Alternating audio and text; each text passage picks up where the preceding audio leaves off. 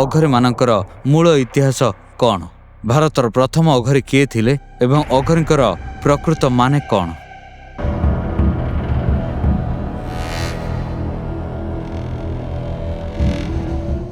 ସଂସ୍କୃତରେ ଅଘରୀର ମାନେ ହେଲା ଯିଏ ଆଲୋକ ଦିଗରେ ଯାଏ।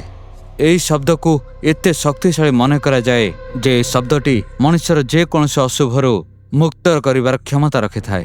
ଅଘରୀ ସାଧୁମାନଙ୍କର ଇତିହାସ ବା ତାଙ୍କର ଉତ୍ପତ୍ତି ଏମିତି ଏକ ଇତିହାସ ଯାହା ସମୁଦ୍ରର ଗଭୀରରେ ବୁଡ଼ି ଯାଇଛି। ଏହାର ସମ୍ପର୍କ ସେ ପ୍ରାଚୀନ ତାନ୍ତ୍ରିକ ପରମ୍ପରା ସହିତ ଅଛି, ଯାହା ଶତାବ୍ଦୀ ପରେ ଶତାବ୍ଦୀ ଅଦ୍ୱିତୀୟ ବା ରହସ୍ୟ ବୋଲି ମନେ କରାହେଇଥାଏ। କୁହାଯାଏ ସପ୍ତମ ବା ଅଷ୍ଟମ ଶତାବ୍ଦୀରେ ଅଘରୀ ସାଧୁଙ୍କର ଉତ୍ପତ୍ତି କାପାଲିକ ଏବଂ କଳା ମୁଖା ଭଳି ଉଗ୍ରତାନ୍ତ୍ରିକ ସମ୍ପ୍ରଦାୟ ଭଳି ହେଇଛି।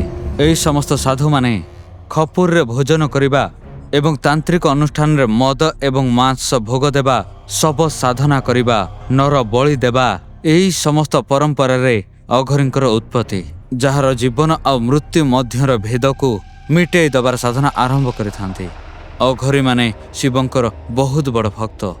ସେମାନେ ଶିବଙ୍କୁ ଭୈରବ ରୂପରେ ପୂଜା କରନ୍ତି ଏବଂ ନିଜର ଜୀବନକୁ ମୋକ୍ଷ ପ୍ରାପ୍ତି ପାଇଁ ସମର୍ପିତ କରିଥାନ୍ତି। ଅଘରୀମାନଙ୍କର ଏହି ଯାତ୍ରା ଅତ୍ୟନ୍ତ କଠିନ ଏବଂ ବିଚିତ୍ରପୂର୍ଣ୍ଣ ବୋଲି ମନେ କରାହୁଏ।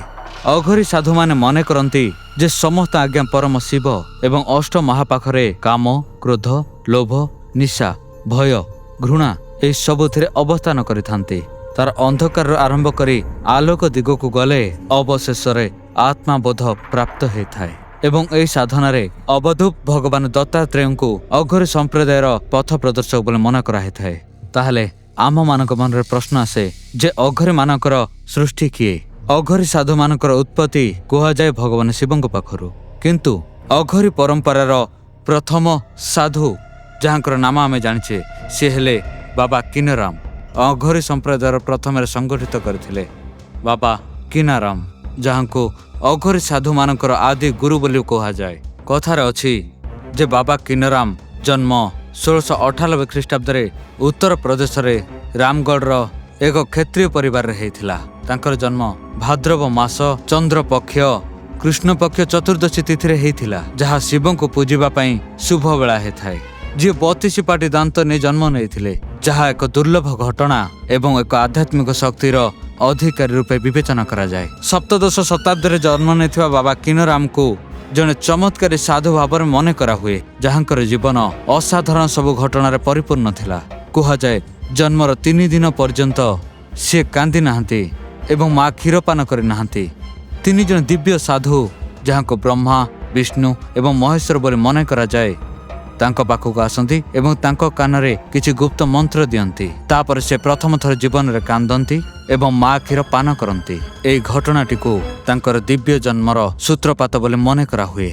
ବାବା କିନରାମଙ୍କର ଜୀବନ ଅସାଧାରଣ ଥିଲା। କଥିତ ଅଛି ଯେ ତାଙ୍କର ଆୟୁ ଥିଲା 150 ବର୍ଷ। ସେ ଅଘରୀ ପ୍ରଥାକୁ ମଜବୁତ କରନ୍ତି।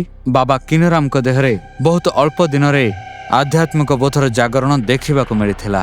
ମାତ୍ର 11 ବର୍ଷ ବୟସରେ ସେ ଗୁରୁ ଖୋଜି ସେ ଗୃହ ତ୍ୟାଗ କରିଥିଲେ। ଏଇଭଳି ଭାବରେ ସେ ଦିନେ ଗୁରୁ ଦତ୍ତାତ୍ରେୟଙ୍କର ଶିଷ୍ୟ ବାବା କାଲୁରାମଙ୍କର ସନ୍ଧାନ ପାଆନ୍ତି। ସିଏ ତାଙ୍କୁ ଅଘରୀ ମନ୍ତ୍ରରେ ଦୀକ୍ଷିତ କରନ୍ତି। ବାବା କାଲୁରାମ କିନାରାମଙ୍କୁ ଅଘରୀ ମନ୍ତ୍ରରେ ବିଭିନ୍ନ ରହସ୍ୟମୟ ଏବଂ ଅଦ୍ଭୁତ ପନ୍ଥା ଖୋଜୁଥିଲେ। ବହୁତ ଅଳ୍ପ ସମୟରେ ବାବା କିନରାମ ଅଘରୀ ମନ୍ତ୍ରରେ ବିଭିନ୍ନ ଗଭୀର ତତ୍ତ୍ୱ କଥା ଜାଣିପାରନ୍ତି ଏବଂ ଅତି ଉତ୍ତମ ଅଘରୀ ସାଧୁ ରୂପରେ ଆତ୍ମପ୍ରକାଶ କରନ୍ତି। ବାବା କିନରାମଙ୍କର ସାଧନା ସେତେବେଳେ ଆହୁରି ଉଚ୍ଚ ସ୍ତରରେ ପହଞ୍ଚିଲା ଯେତେବେଳେ ସେ ଅଘରୀ ତନ୍ତ୍ରୀଙ୍କର ଦେବୀ ହିଙ୍ଗୁଳାଙ୍କର ଆଶୀର୍ବାଦ ପ୍ରାପ୍ତ କଲେ। ବେଲୁଚି ସ୍ଥାନର ଗୋଟିଏ ଘରେ ଦେବୀ ହିଙ୍ଗୁଳା ତାଙ୍କ ସାମ୍ନାରେ ପ୍ରକଟ ହେଲେ ଏବଂ ବାବା କିନରାମଙ୍କୁ ଗୋଟିଏ ଦିବ୍ୟ ମନ୍ତ୍ର ଏବଂ ଗୋଟିଏ ଖପୁରୀ ଉପହାର ଦେଇଥିଲେ। ଏହି ଖପୁରୀଟି ଅଘରୀ ମନ୍ତ୍ର ସାଧନାର ପ୍ରତୀକ ହେଇଗଲା ଏବଂ ବାବା କିନରାମ ଏକ ଉଚ୍ଚସ୍ତର ଅଘରୀ ସାଧକ ହେଇଗଲେ। ବାରାଣାସୀରେ କ୍ରିଙ୍ଗ କୁଣ୍ଡର ସ୍ଥାପନା କରି ସିଏ ଏହି ପରମ୍ପରାକୁ ସଂରକ୍ଷିତ କଲେ। ଆଜି ଏହି ଆଶ୍ରମରେ ଅଘରୀ ସାଧୁମାନେ ତାଙ୍କରି ଶିକ୍ଷା ପାଳନ କରନ୍ତି ଏବଂ କୁହାଯାଏ ଏହି ସ୍ଥାନରେ ସାଧନା କଲେ ଅଲୌକିକ ଶକ୍ତି ପ୍ରାପ୍ତ ହୋଇଥାଏ।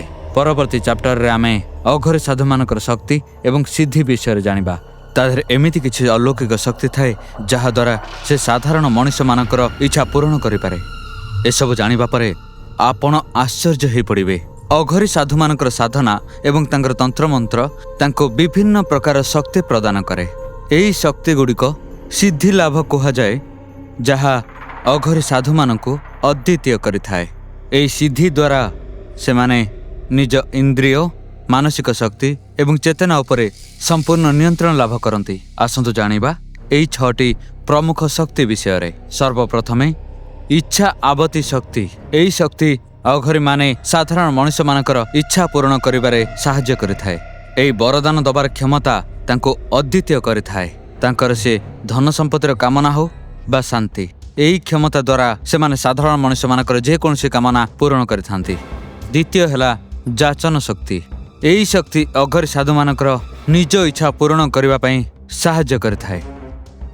ଏହି ଶକ୍ତି ଦ୍ୱାରା ସେମାନେ ନିଜର ଭୌତିକ ଏବଂ ଆଧ୍ୟାତ୍ମିକ ଇଚ୍ଛା ପୂରଣ କରିଥାନ୍ତି, ତାହା ସେ ଯେକୌଣସି ବସ୍ତୁ ବା ସ୍ଥିତି ସହିତ ସଂଯୁକ୍ତ ହେଉ।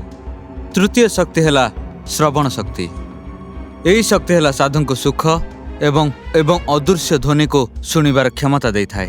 ଏହି ଶକ୍ତି ଦ୍ୱାରା ସେମାନେ ଦେବତା, ଆତ୍ମା ଏବଂ ଅନ୍ୟାନ୍ୟ ଅଦୃଶ୍ୟ ଶକ୍ତି ସହିତ କଥୋପକଥନ କରିପାରନ୍ତି ଏବଂ ସେମାନଙ୍କ ପାଖରୁ ନିର୍ଦ୍ଦେଶ ପ୍ରାପ୍ତ କରିଥାନ୍ତି।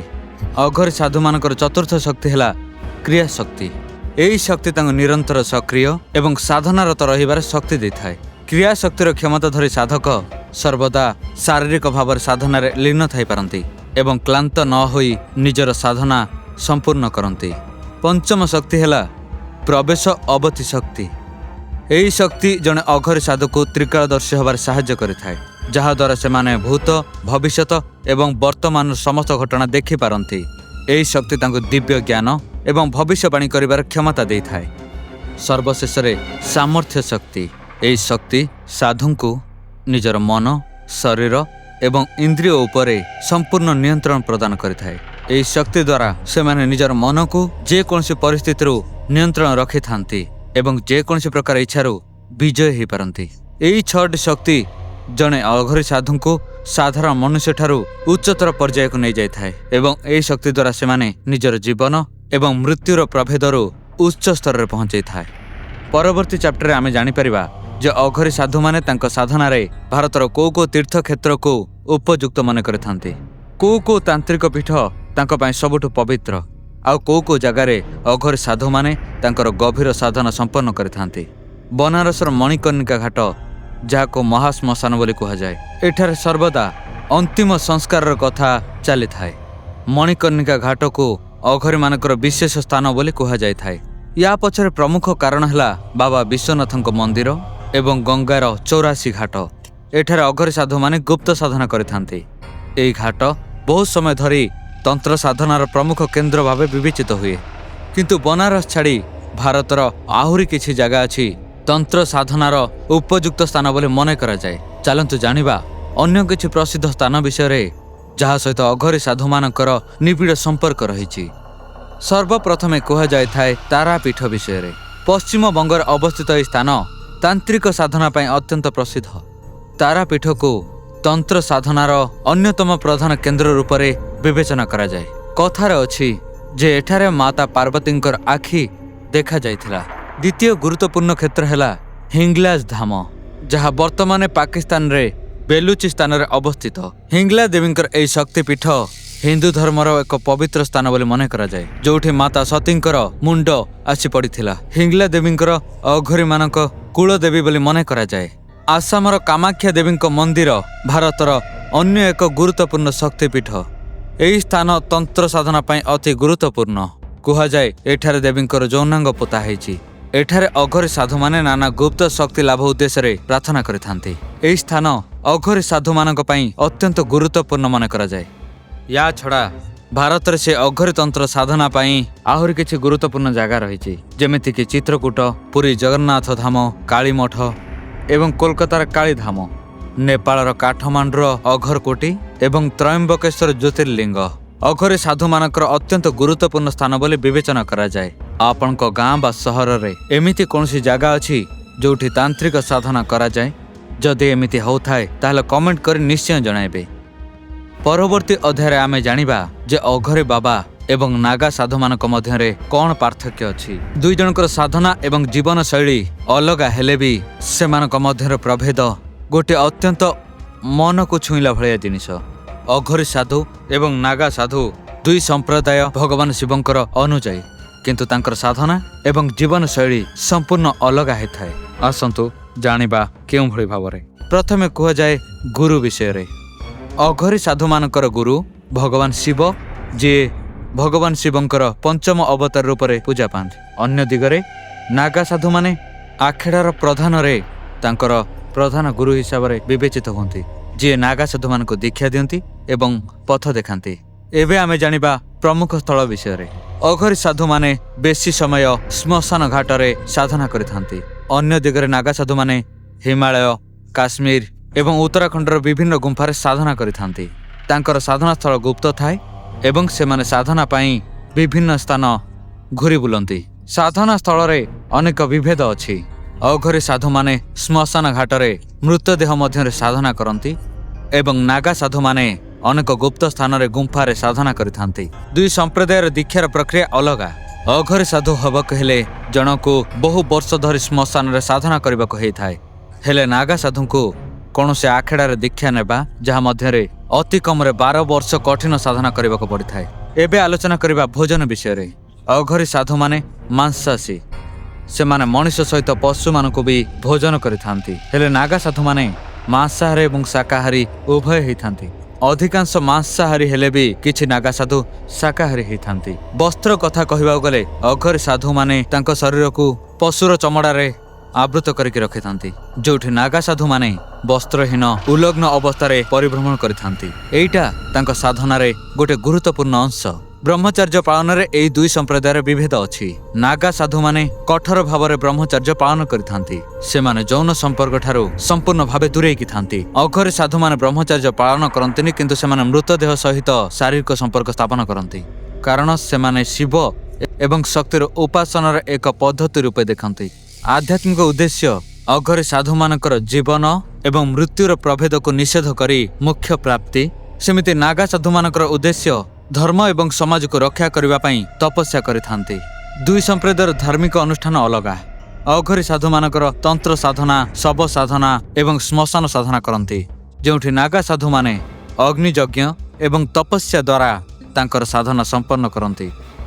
सर्वशेष धार्मिक स्थान कथा कहिले अघरी साधु माने शिवंकर उग्र रूप भैरव एवं शक्तिर साधना करती। सेमिति नागा साधु माने भगवान शिवंकर शांत एवं ध्यानमग्न रूप को पूजा करती। एई समस्त प्रभेद पाई दुई संप्रदाय निज हिसाब रे शिवंक साधना करिथांती एवं सेमानकर साधना हिंदू धर्मर एक विशेष जगह अधिकार करिअछि।